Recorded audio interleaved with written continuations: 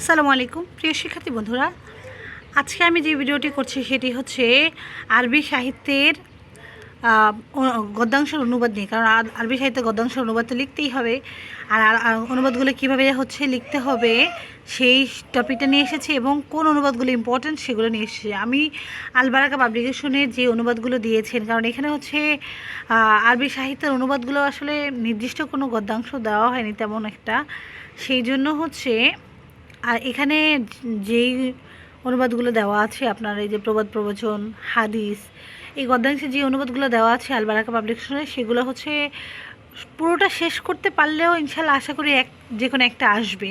যেহেতু দুইটা আমাদের হচ্ছে পরীক্ষায় আসবে, একটা অ্যান্সার করতে হবে, সেই জন্য হচ্ছে আল বারাকা পাবলিকেশনের অনুবাদ গদ্যাংশে যে অনুবাদগুলো দেওয়া আছে সেই অনুবাদগুলো শেষ করলে ইনশাল্লাহ আপনারা হচ্ছে অনুবাদ অ্যান্সার করতে পারবেন। তাহলে হচ্ছে এখানে হচ্ছে যে অনুবাদটা আছে সেই অনুবাদটা আমি পড়িয়ে দিচ্ছি। আপনাদের শুরুতে দিতে হবে, যেমন আল মুকাদ্দামাত দিবেন, অনুবাদটা সম্পর্কে যা বলছে মুকাদ্দামাতে হচ্ছে কিছু টপিক বাংলায় লিখে দিবেন।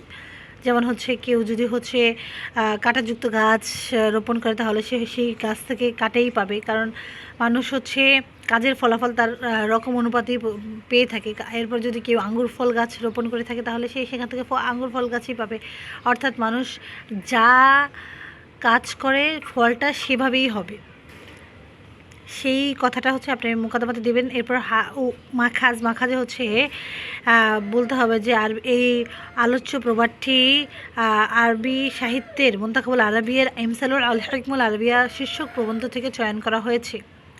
আর প্রসঙ্গত হচ্ছে কাজের ফলাফল তার রকম অনুপাতে প্রতিষ্ঠিত হয়। অতএব কাজ যেমনটা হবে ফলাফল তেমনটাই হবে, এর বিপরীত নয়। এটাই এই প্রবাদটির মুখ্য বিষয়।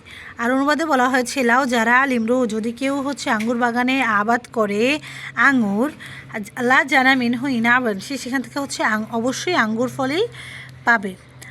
আবার অলাকিন কিন্তু শাওকা, সে ওখান থেকে তো কষ্টদায়ক কাটাই দান করবে। অর্থাৎ হচ্ছে অলাকিন কিন্তু শাওকা লাই আখরুজু ইল্লা শাওকান, কাটা গাছ থেকে কাটা গাছই পেয়ে থাকবে।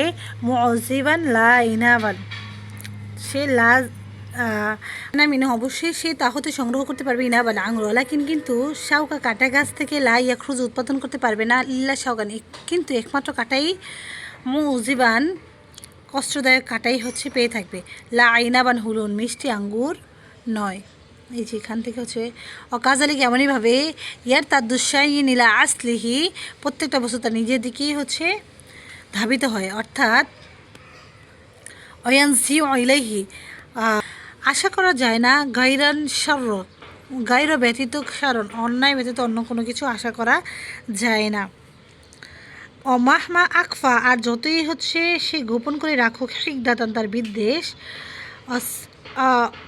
অসাত্র এবং লুকিয়ে রাখে হাসাদাহু, তার হিংসা, অদার আর চেপে রাখুক আদাওয়াতুহু, তার শত্রুতা, ফাসাউফা, তাহলে অবশ্যই তবে অচিরেই তাগলি বহু, তাকে পরাভূত করবে, আদাওয়াতুন, তার শত্রুতা, অয়াদফাউহু, এবং তাকে অবদমিত করবে, আজান ক্ষতি সাধন, আজালিম, এবং অত্যাচারী, লাইউরজা, আশা করা যায় না, আন যে ইউসমার লাহু, তার জন্য সৃষ্টি করবে জুলমাতুন, তার অত্যাচার, মাহাব্বাতুন, ভালোবাসা। যেমন হচ্ছে এখানে হচ্ছে অয়াদফাউ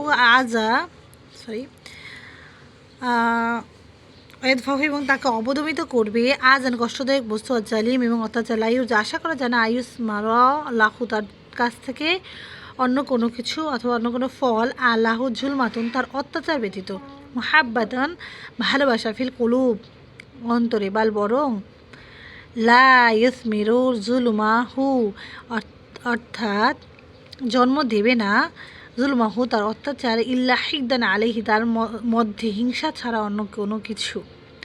অহুয়া নিহায়াতুল্লাতি, আর এটাই শেষ পরিণতি, আল্লাতি ইয়ান তাহি ইলাইহা, যার শেষ প্রান্তে পৌঁছবে জুলম, অত্যাচার, কুল্লু জলিম, প্রত্যেক অত্যাচারের। অর্থাৎ এখানে এই কথাটাই বলা হয়েছে যে তার অত্যাচার মানুষের হৃদয়ে তার প্রতি ভালোবাসা সৃষ্টি করবে, বরং তার অত্যাচার তার প্রতি শুধু বিদ্বেষই জন্ম দেবে। আর এটাই শেষ পরিণতি, যেথায় গিয়ে প্রত্যেক অত্যাচারের পরিসমাপ্তি ঘটে। এরপর হচ্ছে হাসিল, পরিশেষে বলা যায় যে ভালো লোক থেকে যেমন মন্দ আশা করা হয় না, তেমনি মন্দ লোক থেকেও ভালো কিছু আশা করা যায় না। কোনো বস্তুকে কোনো মৌলিক গুণ গুণ, কোনো বস্তুকে তার মৌলিক গুণ এবং প্রকৃতি থেকেই পরিবর্তন করা যায় না। তো প্রিয় শিক্ষার্থী বন্ধুরা, আশা করি আপনারা বুঝতে পেরেছেন যে অনুবাদগুলো কীভাবে পড়তে হবে, কোথা থেকে পড়তে হবে, কয়টা অনুবাদ পড়তে হবে। এখানে যে কটা অনুবাদ দেওয়া আছে আমি যেটা মনে করি যে আপনাদের সবগুলো অনুবাদই পড়ে ফেলা উচিত। আসসালামু আলাইকুম ওয়া রাহমাতুল্লাহি ওয়া বারাকাতুহু।